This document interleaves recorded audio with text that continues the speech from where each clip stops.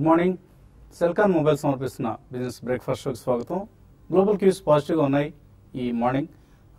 Grace ఆశలతో last night US market స్ట్రాంగ్గా close అయ్యాయి. In fact Nasdaq all time high దగ్గర క్లోజ్ కావడం చూస్తున్నాం, రికార్డ్ హై దగ్గర. సో ఈ వారంలోనే గ్రీస్ సమస్యకు ఒక పరిష్కారం దొరుకుతుంది.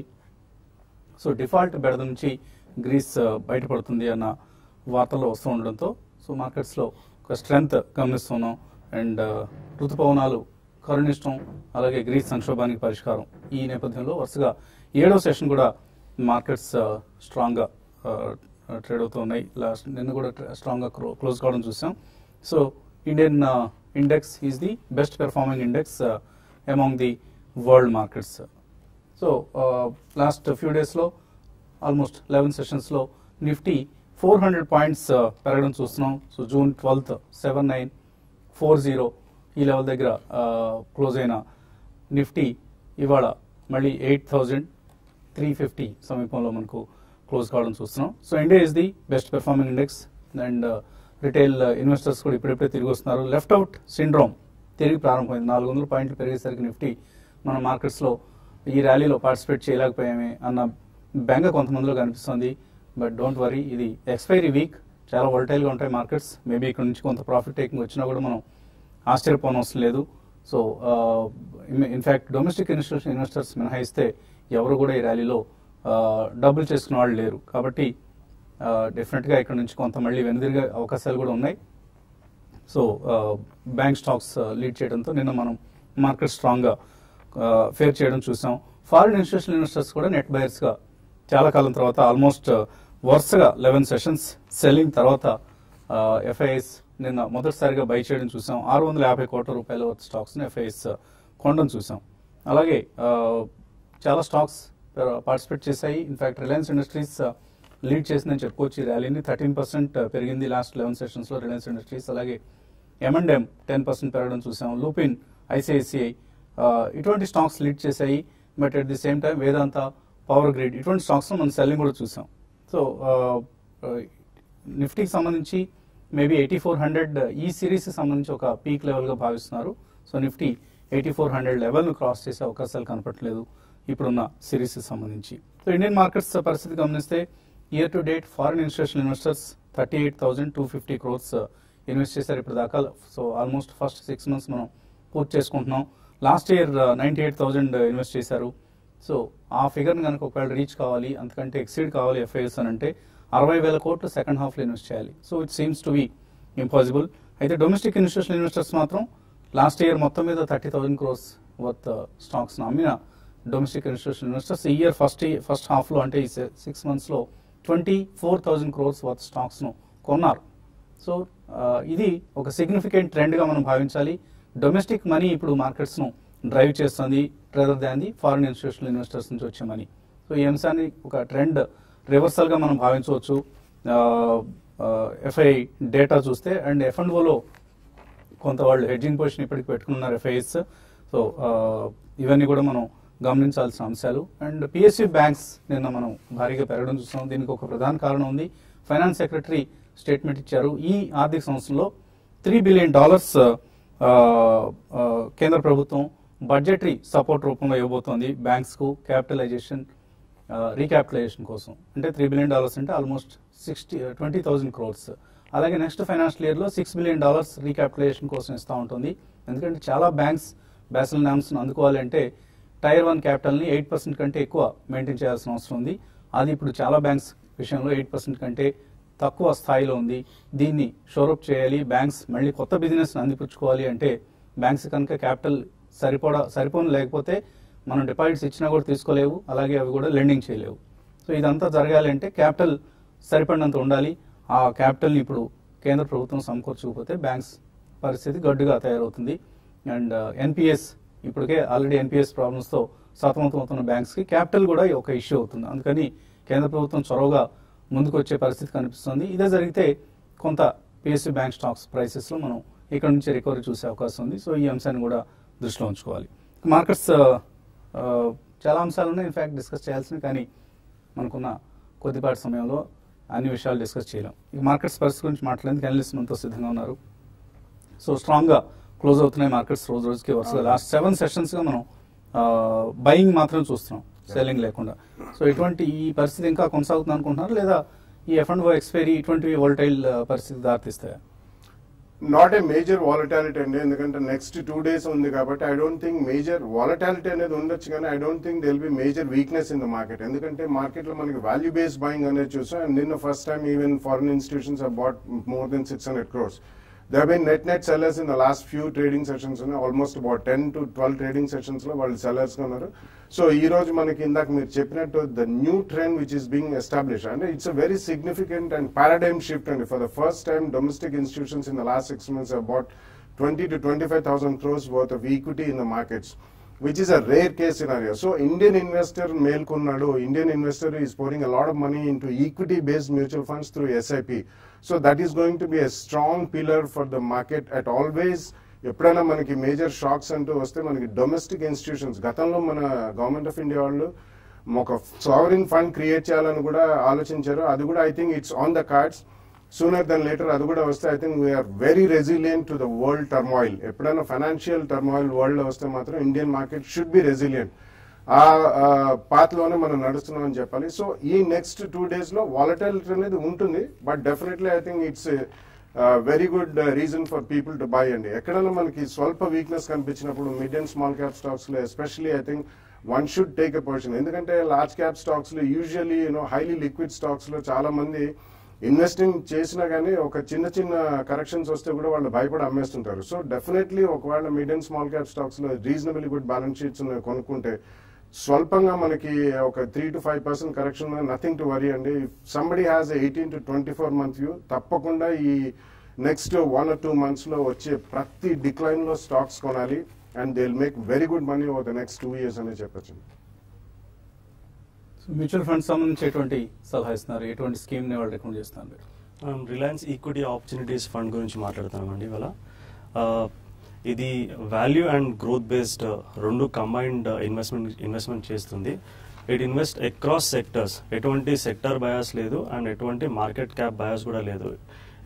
ఇది large cap, small cap and mid cap ఈ మూడిట్లో కూడా ఇన్వెస్ట్మెంట్ చేయడానికి ఛాన్స్ ఉంటుంది అండ్ అగ్రెసివ్ సెక్టర్ కాల్స్ తీసుకుంటుంది.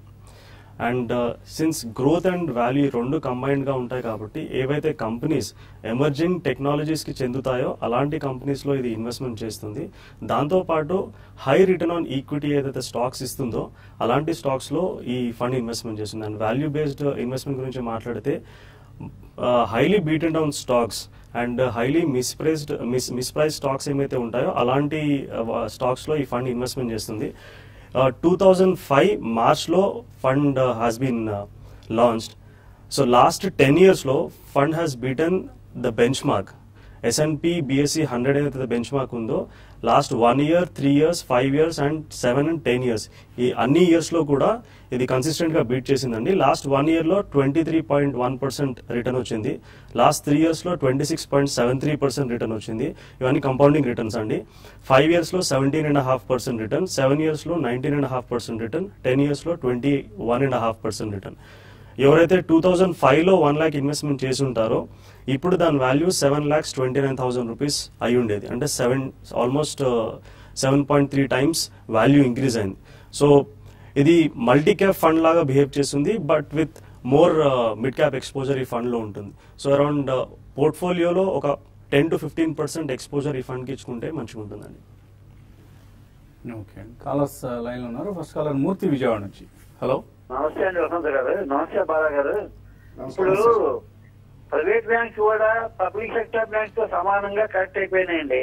ఈ సందర్భంలో oriental bank of commerce, Indian bank ఉన్నాయి. ఈ రెండింటి నుంచి బయటపడి మన కరూర్ వైశ్య బ్యాంక్ కానీ లేకపోతే LIC housing, GSC housing, Ashiana housing ఈ మూడింట్లో ఏమైనా తీసుకోవచ్చా? Well, Ashiana housing, GSC and LIC housing రెండేమో హౌసింగ్ ఫైనాన్స్ కంపెనీలు, ఒకటి రియాలిటీ కంపెనీ అండి. Ashiana housing is a very good company, consistent performer with excellent balance sheet and very different business model. So Ashiana housing definitely 1 or 2 price points లో కొనండి. Indian bank and oriental bank అన్నారు. మీరు ఇప్పుడు ఈ టైంలో shift over from private sector banks to public sector are public sector private sector అంతగా చేయాల్సిన అవసరం లేదు. ఎందుకంటే క్యాపిటలైజేషన్ అండ్ రీక్యాపిటలైజేషన్ నిన్ననే మనకి ఒక అనౌన్స్మెంట్ వచ్చింది, ఇందాక వసంత్ గారు కూడా చెప్పారు, about $3 billion this year and $9 billion. That's a massive sum అండి ఫర్ రీక్యాపిటలైజేషన్. కాబట్టి ఈవెన్ పబ్లిక్ సెక్టర్ బ్యాంక్స్ లో కూడా కొంచెం మనకి బిజినెస్ పుంజుకుంటే ఎన్పిఏ ప్రాబ్లమ్స్ కూడా డెఫినెట్లీ బ్యాక్ స్టెప్ తీసుకుంటాయి. కాబట్టి even public sector banks will do well. కాబట్టి you have a diversified portfolio, reasonably strength, maybe about 60% private sector, 40% public sector banks లో కంటిన్యూ చేయండి. For the next 1 or 2 years will get good gains. PSC banks లో కూడా మీరు better banks కి shift అవ్వండి. Maybe top banks like SBI, PNB, bank of Baroda వంటి వాటికి వెళ్తే బెటర్ రిటర్న్స్ ఉంటాయండి రాదర్ దాన్ ఇండియన్ బ్యాంక్ లాంటివి. చాలా ప్రాబ్లమ్స్ ఉన్న బ్యాంక్స్ అవి. రాఘవల్ నెల్లూరు నుంచి. హలో. ఓకే అండి, రాఘవల్ గారు కాల్ కట్ అయింది. మరిన్ని కాల్స్, మెయిల్స్ తీసుకునే ముందు కాసేపు ప్రకటనలు.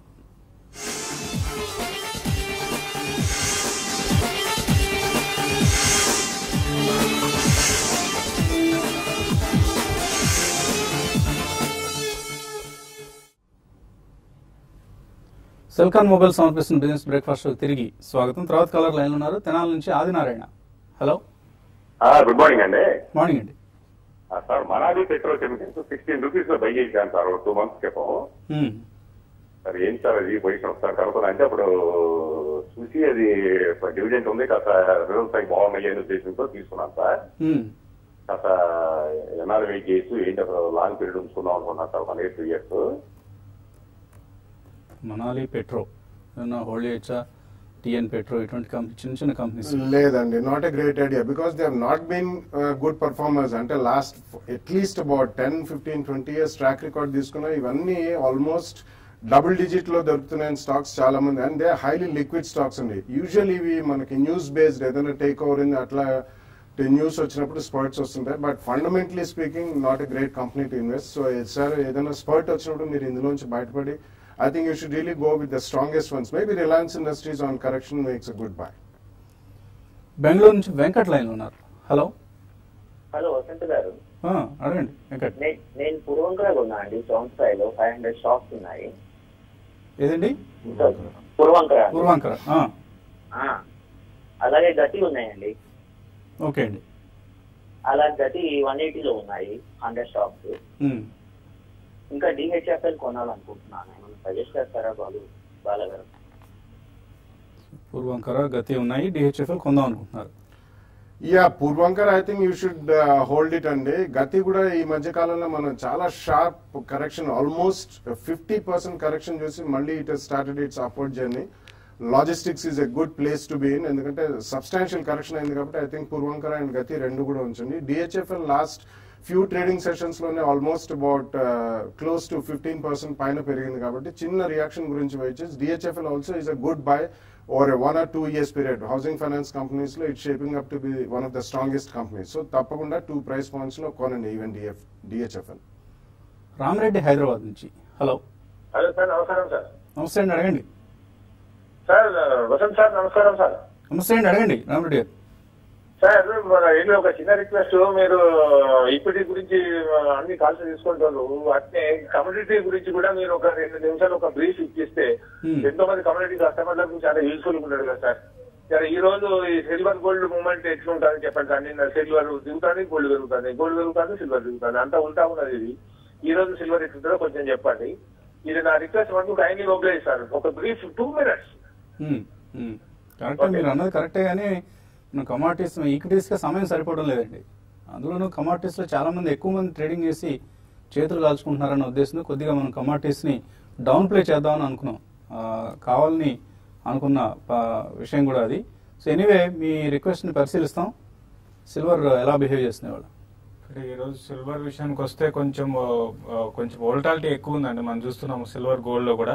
మీరు అన్నట్టుగా 2 గోల్డ్ సిల్వర్ ఇంతకుముందు ఒకే విధంగా పెరిగి అయితే ఇప్పుడు ఆ విధంగా లేదు. కాబట్టి ఈ రోజు కొంచెం వీక్ గానే ఉండొచ్చు. బట్ ఆగడానికి అవకాశం ఉందండి. కరెంట్ లెవెల్స్ లో 36,500 and 600 ఆ లెవెల్ ఆగడానికి అవకాశం ఉంది.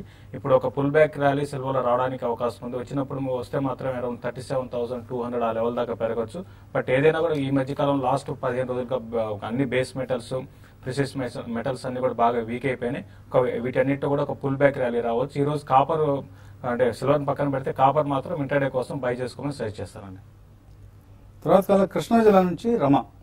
హలో. హలో, అడగండి రమ. నమస్తే అండి. మేజా ఇంటర్నేషనల్ 65 లో ఉన్నాయండి. అవి కొంత ప్రాఫిట్ బుక్ చేసుకోమంటారా? ఎన్ని షేర్లు ఉన్నారు? 2000 అండి.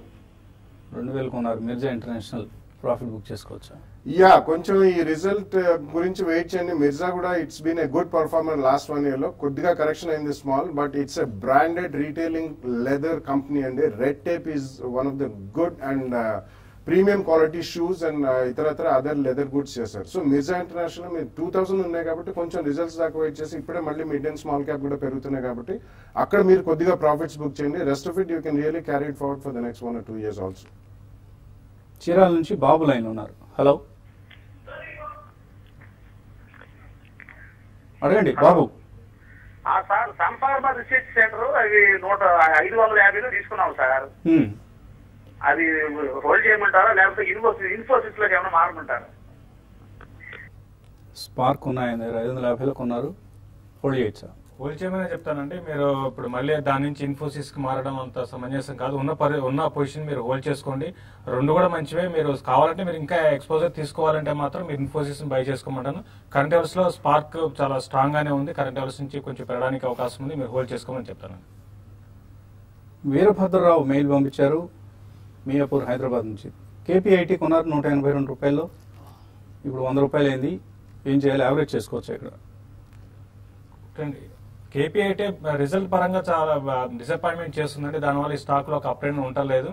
ప్లస్ టెక్నాలజీ స్టాక్స్ కూడా రీసెంట్ గా కొంత వీక్ గా ఉన్నాయి. మీరు యావరేజ్ చేసుకోకండి, ఉన్న పొజిషన్ మాత్రం హోల్డ్ చేయండి.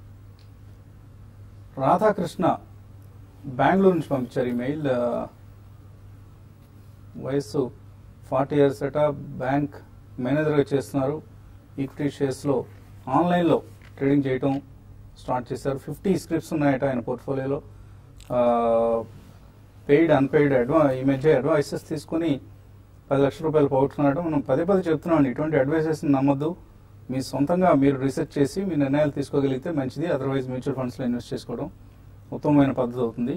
మన కార్యక్రమంలో రికమెండ్ చేస్తున్న మ్యూచువల్ ఫండ్ స్కీమ్స్లో మీరు ఇన్వెస్ట్ చేస్తే లాసెస్ లేకుండా జాగ్రత్తగా మీరు ఈక్విటీ మార్కెట్స్లో లాభాలు సంపాదించగలుగుతారు. మీ మెయిల్ని బాలరాజు గారికి పంపిస్తాం, ఆయన మీకు సరైన సలహా ఇస్తారండి. హరినాథ్ రెడ్డి అడుగుతున్నారు, HSIL Berger paints long term కోసం తీసుకున్నారు, హోల్డ్ చేయొచ్చా? యా, రెండు కూడా హోల్డ్ చేయండి. తీసుకోవచ్చు. Yeah, okay, definitely you can buy అండి. బర్జర్ పెయింట్స్ లో కూడా మంచి కరెక్షన్ మనం చూసాం. అండ్ పెయింట్ ఇండస్ట్రీలో after Asian paints this is the second biggest, followed by Kansai and Nerolac. So HSIL కూడా హిందుస్థాన్ శానిటరీ అండి, వాళ్ళు కూడా building materials and construction and paint industry will do well. రెండు కూడా మంచి షేర్సే. So 2 price points with a 5 to 7% కరెక్షన్, రెండిట్లో మీరు ఎక్స్పోజర్ తీసుకోవచ్చు. అలాగే మీరు రాశారు, would like to buy for short term and need guidance from బాలాసార్ అన్నారు. పీవీపీ వెంచర్స్ నిజంగానే ఇది కొంటే మీకు గిడ్డినెస్ వస్తుందండి. గిడ్డినెస్ అంటే తల తిరగడం అండి. మీరు గైడెన్స్ బదులు బహుశా గిడ్డినెస్ అని రాస్తుండొచ్చు, తప్పుగా రాసినా కూడా కరెక్ట్గా రాశారు. పీవీపీ వెంచర్స్ ఎట్టి పరిస్థితుల్లో తీసుకోవద్దండి. అత్యంత దూరంగా ఉండదగ్గ షేర్లలో పీవీపీ వెంచర్స్ కూడా ఒకటి. అనిల్ ప్రసాద్, మీక్ electronics same kind of stock, 11 రూపాయలు కొన్నారట, హోల్డ్ ఆర్ సెల్? మీక్ ఎలక్ట్రానిక్స్ హోల్డ్ చేయమని చెప్తానంటే లాస్ట్ కొన్ని రోజులుగా ఈ స్టాక్ లో ఒక అప్ ట్రెండ్ ఉంది. నేను కూడా 12% పెరిగింది. ఇది 16 రూపీస్ కానీ క్రాస్ కాగలిగితే 18-20 దాకా రావచ్చు. బట్ ఇది ఇన్వెస్ట్మెంట్ స్టాక్ ఏది కాదని ఇప్పుడు ఒక పుల్ బ్యాక్ ర్యాలీ వస్తుంది. పూర్తిగా జోదం ఆడే స్టాక్ ఇది. సో ముందుగా మీరు ఈ విషయాన్ని హెచ్చరించాలి. ఈ 16-18 రూపాయలు అనే అంకెలు జోదం ఆటాన్ని మనం కరెక్టే గానండి, అది రికమెండ్ చేయకూడదు. రీసెంట్ గా 4 రూపీస్ నుంచి బాగా పెరిగింది. ప్లస్ అందులో ఒకవేళ లాభం వస్తుందని తెలిసినా కూడా మీరు దాని నుంచి బయటకు వచ్చేసి మంచి కంపెనీ షేర్లు కొనుక్కోండి. ఇటువంటి కంపెనీలు జోలికి వెళ్ళొద్దండి దయచేసి. విష్ణు కెమికల్స్ 155 కొన్నారు. తోట రాజరాజేశ్వరరావు వాల్చంద్ నగర్ 135 కొన్నారు. షిఫ్ట్ కావటం మంచిదా ఈ రెండు కౌంటర్స్ నుంచి? విష్ణు కెమికల్స్ నుంచి అయితే ఇప్పుడే అనుకున్న స్టాక్ లో ఇది కూడా ఒకటండి. ఇది కూడా కొంచెం డెట్ ఉన్న company plus operated driven company కాబట్టి మీరు ఆల్రెడీ బాగా పెరిగింది కాబట్టి దీంట్లో నుంచి ఎగ్జిట్ కమని చెప్తాను. N V Chandrashekar, IDFC SBI futures hold చేస్తున్నారు, హోల్డ్ చేయొచ్చా? హోల్డ్ చేయండి. నెక్స్ట్ మంత్ కూడా మీరు క్యారీ చేసుకోవచ్చు. మంచి ఒక అప్ ట్రెండ్ అనేది పిఎస్యూ బ్యాంక్స్ లో ఉంది. ఎస్బీఐ అరౌండ్ 280 అండ్ 284 దాకా రావచ్చు. ఐడిఎఫ్సి కూడా అరౌండ్ 160 దాకా రావచ్చు. ఇవన్నీ కూడా హోల్డ్ చేయండి. ఒక చిన్న డిప్ వచ్చినా కూడా మీరు కంగారు పడాల్సిన అవసరం లేదు, పెరగడానికి అవకాశం ఉంది. బుల్స్ వేణుగోపాల్ అడుగుతున్నారు, ఎస్ఐపి చేద్దాం అనుకుంటున్నారట. 3 years ఆఫ్ కోర్స్ మార్చ్ 2014 వరకు ఎస్ఐపి చేశారు. HDFC top 200, Franklin blue chip growth, Tata PE growth fund, ఈ మూడిట్లో ఇన్వెస్ట్ చేస్తున్నారు. ఓకే. మళ్ళీ ఎస్ఐపి స్టార్ట్ చేయొచ్చా వీటిలో, లేదా కొత్త స్కీమ్స్ ఏమైనా రికమెండ్ చేస్తారు? సో ఈ మూడిట్లోంచి బయటకు వచ్చేసేయండి. ఫ్రాంక్లిన్ ఇండియా బ్లూ చిప్ బాగానే చేస్తుంది. అందులోనే ఇంకా కొద్దిగా మనకు మంచి బెటర్ రిటర్న్స్ రావాలి అని అంటే మనకు ప్రైమా ప్లస్ ఉందండి. సో అందులోకి షిఫ్ట్ చేసుకోండి మీరు. అండ్ హెచ్డిఎఫ్సి టాప్ 200 పర్ఫార్మెన్స్ మంచిగా ఉండేది. లాస్ట్ 1.5 ఇయర్లో దాని పర్ఫార్మెన్స్ కొద్దిగా డౌన్ అయింది. సో దాని బదులు మీరు Birla sun life front line ఈక్విటీని చూస్ చేసుకోవచ్చు. టాటా నుంచి కూడా బయటకు వచ్చేసేసి ఐసిఐసిఐ ప్రుడెన్షియల్ ఫోకస్డ్ బ్లూ చిప్లో ఇన్వెస్ట్మెంట్ చేసుకుంటే మంచిది. Reliance regular saving fund growth option SIP start చేశారంటే 2,000 రూపాయలతో జె శ్రీనివాస్ కంటిన్యూ చేయొచ్చు, అది చేయొచ్చు అండి, కంటిన్యూ చేయొచ్చు. అలాగే సిండికేట్ బ్యాంక్ మంచి డివిడెండ్ ఇస్తుంది. Can I by today and cell tomorrow? అంటే టుడే బీటీఎస్టీ కాల్ ఈ రోజు బై చేసి మళ్ళీ రేపు పెరుగుతుందని చెప్పలేం, బట్ హోల్డ్ చేసుకోండి. ఒక డివిడెండ్ కి దానికి లింక్ చేస్తున్నారు, అసలు కంపారిజన్ చేయకూడదు. మీరు ఒకవేళ ఏదైనా ఎక్స్ డివిడెండ్ అవుతూ ఉంటే మీరు డివిడెండ్ స్ట్రిప్పింగ్ కోసం అయితే అటువంటి సాహసం, బట్ క్యాపిటల్ లాస్ కనుక ఒకవేళ ఉంటే మీకు మళ్ళీ అది లేనిపోని బెడదవుతుందండి. ఇంకోటి ఎక్స్ డివిడెంట్ మన 18th అయిపోయిందండి. లంబోదరా అండ్ నితిన్ స్పిన్నర్స్ విశ్వనాథ్ అడుగుతున్నారు, ఈ రెండు తీసుకుందాం అనుకుంటున్నారు, తీసుకోవచ్చా? No, I don't track both the stocks. And Vijay Kumar Chatla అడుగుతున్నారు, మాన్సాంటో ఉన్నాయట 3,500 రూపీస్లో 4 years holding period, sell or hold? Hold చేయమని చెప్తాండి. రీసెంట్ గా చూస్తే కొంత వీక్ ఉన్నా కూడా మళ్ళీ చాలా స్ట్రాంగ్ ఒక 8% దాకా పెరిగింది లోస్ నుంచి. మాన్సూన్ కూడా బాగుంది, డెఫినెట్ గా హోల్డ్ చేయమని చెప్తాను. ప్రసాద్ అడుగుతున్నారు, ఎస్ఐపి చేద్దాం అనుకుంటున్నారు, 5,000 రూపాయలు మంత్లీ చేద్దాం అనుకుంటున్నారు. SBI blue chip fund, Birla sun life front line equity fund, చాలా మీరు ఒక 9 స్కీమ్లు మెన్షన్ చేశారండి. ఈ 9 స్కీమ్లో 5,000 రూపాయలు ఒక్కొక్క దానిలో చేస్తే 9,000 రూపాయలు కావాలి, మీరు 1,000 రూపాయలు అంటున్నారు. మంచి స్కీమ్లో పేర్లే రాస్తున్నారు, Reliance top 200 and good top performing schemes. So ఇందులో నుంచి మీరే 5 లాటరీ సెలెక్ట్ చేసుకోండి. ఇది వాటి సెల్కాన్ మొబైల్స్ బిజినెస్ బ్రేక్ఫాస్ట్. మధ్యాహ్నం స్మార్ట్ ఇన్వెస్ట్లో మళ్ళీ కలుగుతాం.